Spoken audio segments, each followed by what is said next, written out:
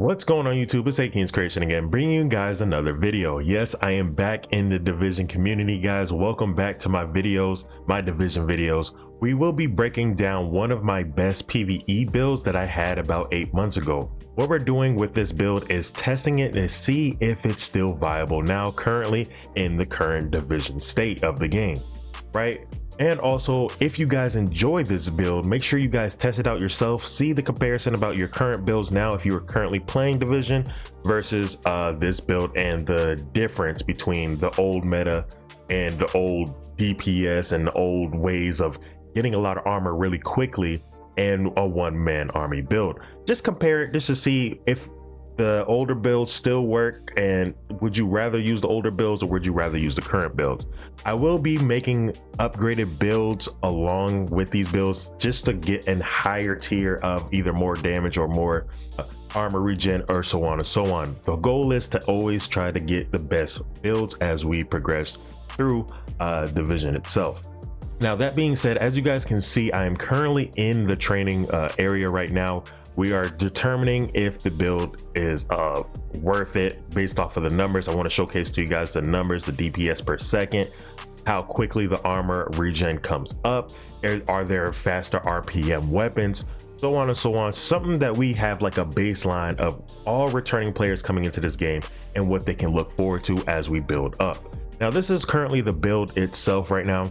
We currently have a shield splinter, the Ouroboros, and the TDI card. The TDI card, we always like to have that on because it gives us an additional skill tier for our pistol, and Ouroboros at the time 8 months ago was the fastest RPM weapon or submachine gun in the game. Currently, we will be, like I said, researching more and advancing our builds as we progress, as we're getting back into the game like so other returning players. Looking forward to the DLC. Now, we love ARs, man. That's our favorite category when it comes to builds. So we love using AR, and we're going with the shield splinter, and shield splinter was best in slot as an AR back in 8 months ago, before they started coming out with more weapons.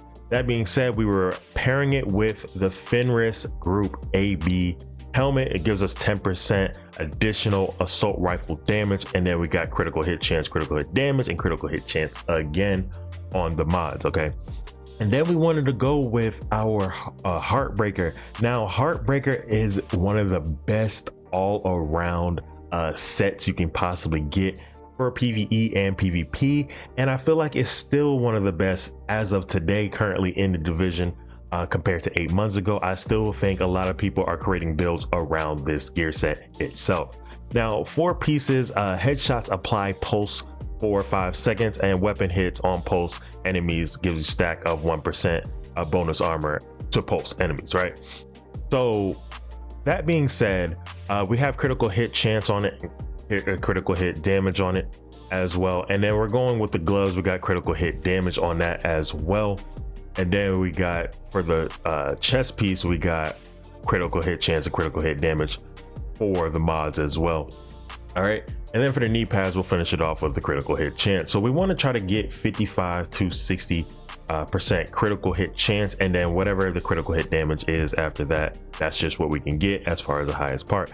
Now, Macaro's holster was the best in slot holster for a while, especially 8 months ago, and they also changed it. It used to be, I think, 15% weapon damage, but now it's down to 10% weapon damage due to the recent changes that they made, because the Macaro's was so good of a holster that everybody was using it. So they wanted to change it up and try to make it diverse back then.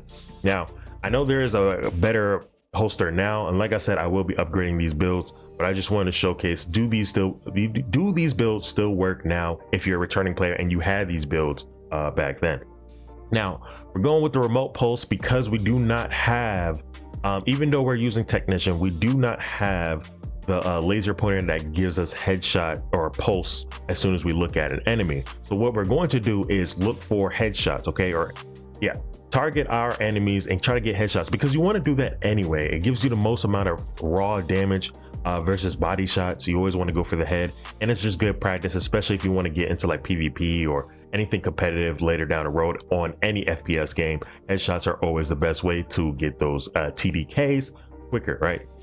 So that being said, Here's a presentation of our shield splinter and why we don't have that laser pointer I was talking about. We can't even equip it on this one. And also the Ouroboros is being an exotic, so you can't change the mods on that. So why are we going with technician over demolition, or not demolition, gunner? Well, it's because technician gives you an additional skill tier. So now we have 2 additional skill tiers for free. And if you don't do the technician and you do the gunner specialization instead, what you're going to do is end up putting the mods on the remote pulse. Even if you put the mods on the remote pulse, the technician specialization gives you +1 skill tier, so you'll automatically have those +15 effective range or effective duration and a 15% range already without even have to put in the mods on. That being said, it's basically the same thing, all right? And then you get more bonuses on your actual shield. All right, so here's an example of us going through the heroic gameplay and seeing if this build can survive hard content, okay, and difficult areas where most builds solo cannot do. Now, like I said, this is a one-man army build, right? Upon pulse hits, we're getting armor back, and with a quick RPM weapon, the shield increases, or the armor increases extremely fast. So we have a lot of additional armor, especially when we're doing single target fighting or having a lot of enemies come in our direction. Now we use the pulse because what we want to do is scan the area. We want to know how many enemies are in the room, okay? Especially for solo, we have no help. We want to make sure all of the ground is covered. Now also keep in mind, the tip of using this build is to never have anybody behind you, because you do not want to get pinched. And especially on heroic, the enemies are smart, so they would like to flank you. So you want to try to make sure your back is against the wall at all times, okay? And that's exactly what I am about to do here. Now I want to showcase to you guys this full area here, this gameplay of how I survived and how I did not panic, because panicking also can contribute to you dying quicker. And you don't want to die on heroic, because what happens if you die on heroic, for those who have been playing, you know you have to reset. For those who are returning back to the game, you know you have to reset, okay? So that is the biggest pain about playing on heroic. That's why I don't do it unless I'm like, you know, trying to make a point about a build, or I'm just want to have a challenge, right? You can play on legendary too for even challenging, or on they have a higher difficulty now, but we'll break into that later down the road. So yeah, so I want to go ahead and EMP them. I try to use EMP grenades, especially when they drop that healing box. Now sometimes in heroic missions they have healing boxes and you want to get rid of that. That's why I said this is a one-man army build, because you can use an EMP grenade to go ahead and disable that healing box, as you guys can see I'm about to do right now. All right, so the healing box is disabled. Now I'm going to be focusing on making sure none of these enemies try to flank me and doing as much damage to their equipment as possible. All right, so here's the dog I was talking about, and now it's all close to me. It's like around me. I had to back up because I felt congestion, right?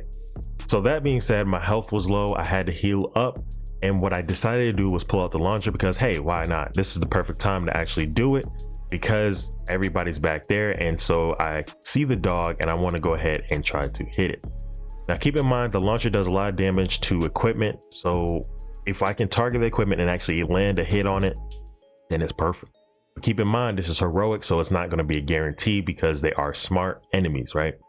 So we're just going to play it smart. We're going to sit back and let the pulse always hit them. And if they are not pulse, remember what we have to do: hit headshots, right? So hitting headshots is very important, okay? Keep that in mind. It's good practice, and like I said, it just helps build up that armor quickly and keeps the enemy pulsed no matter what, with or without the remote pulse. If you are looking, like say for example, you're taking a lot of damage and you're looking to build up your armor extremely quickly, what you want to do is use your Ouroboros and try to get as much bullets hits on the target as possible. Now, it doesn't really work as well with equipment too much. You kind of want to focus on higher tier enemies, not the enemies that die too quickly. All right. And here is another example where we're fighting a boss, but we ran out of Ouroboros ammo. So now we don't have a quick shield regen. What we're going to need to do is use our brain to make sure that this enemy dies.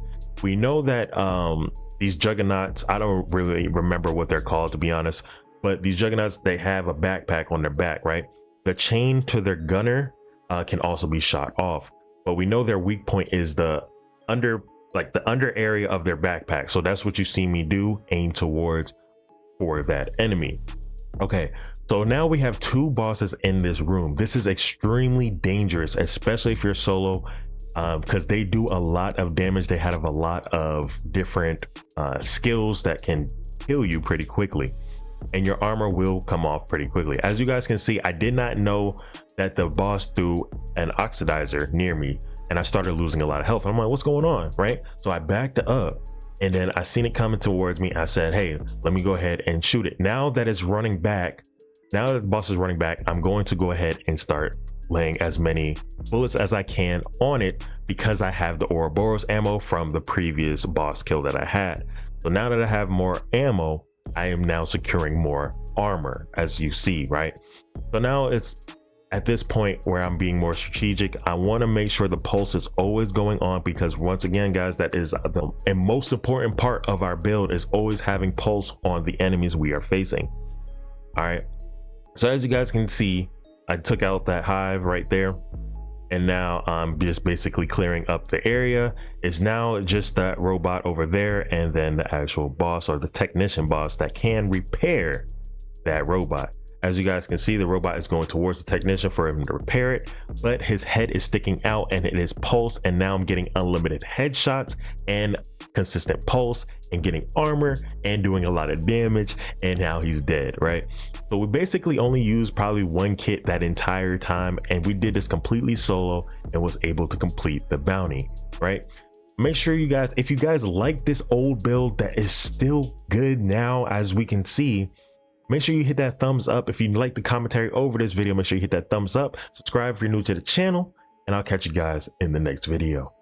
Peace.